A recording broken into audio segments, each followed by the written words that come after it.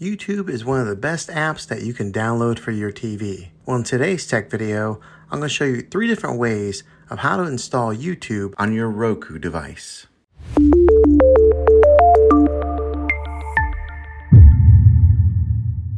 It can be really frustrating if you want to watch some of the great content that is on YouTube and you find that your TV is unable to download it. If your TV is an older model of smart TV, then it could prevent you from downloading this app.